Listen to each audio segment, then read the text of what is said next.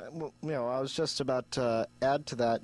Would you consider MST3K like a satire on, watching television and like how people view that? Yeah, I think it's I think there's a lot of that. I mean, having that. There were a couple of brilliant things about Mystery Science Theater that were devised. Joel came up with the idea of these guys sitting in the theater in the row of theater seats, which was just ingenious. And that added sort of this level where everyone else is behind us in the theater, and so either they're supporting us or they're flipping the channel. And so what we found is a bunch of like-minded people who were encouraging us and cheering us on.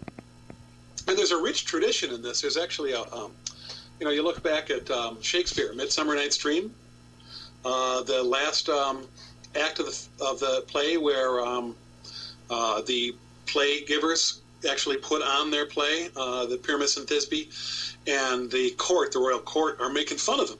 And they're just actually sitting there. They're the ones that are in the front row, and they're making fun of the play. They were doing, in Shakespeare's time, exactly what we've been doing in our time. So I feel like it's well-founded, and we come from a rich tradition of satire. And I love satire when it's done well, and I'm one of those people who feels like satire is becoming a lost art.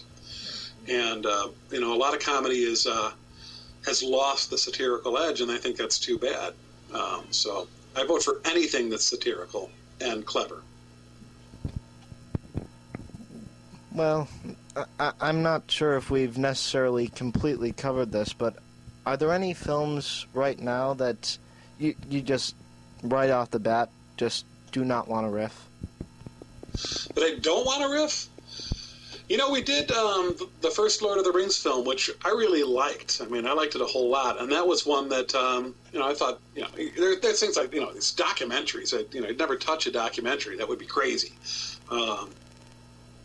But I don't know. I mean, everything is ripe for a little bit of satire. There's things like The Passion of the Christ. I don't think we'd ever do a riff on The Passion of the Christ, or Hotel Rwanda. It just doesn't lend itself to riffing at all.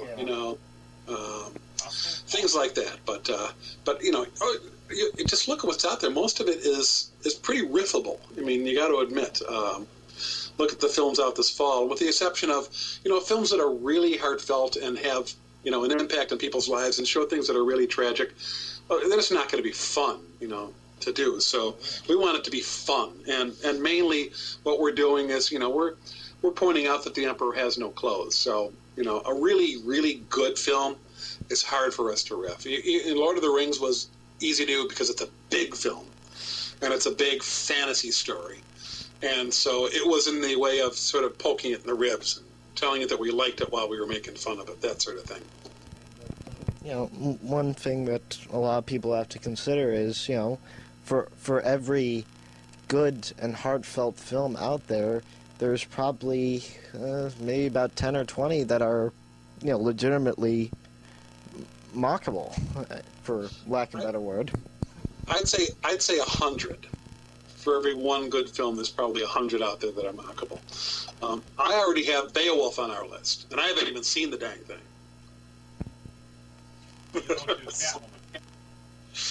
Oh, well, the problem is that most people want to forget about Catwoman, so it would be hard to get people. Glitter. You made it. Yes. Oh, yeah. Well, you got a point there. So all you got to do, go to Riff Tracks. There's a place where you can vote for what movies you want us to do. And eventually we're going to get around to all of them, hopefully. What about animated?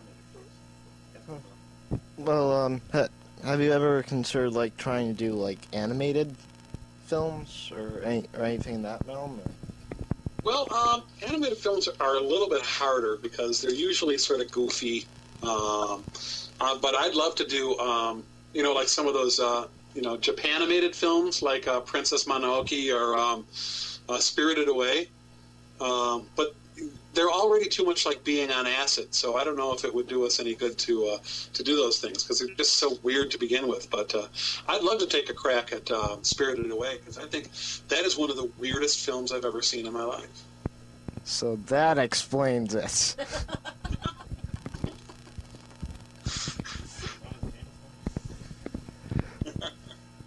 Riff Tracks has accomplished basically the near impossible. I mean, you've taken the movie Glitter and made it watchable. Has Mariah Carey... Yeah. Has Mariah Carey commented at all on this? Not to my knowledge, although I think Mariah Carey is so used to having assistants do everything for her. I don't think she goes to the bathroom without an assistant. So we'd probably hear from one of Mariah Carey's assistants before we heard from Mariah Carey. And I imagine that Mariah is completely insulated from anything that happens in the real world.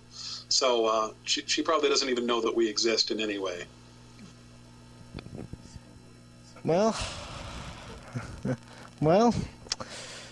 it's been a pleasure. Thank you so much. It's been a pleasure to talk to you. You're a fine interviewer. I've enjoyed it, and thanks so much for being a pro. It's people like you that let me do what I do. So.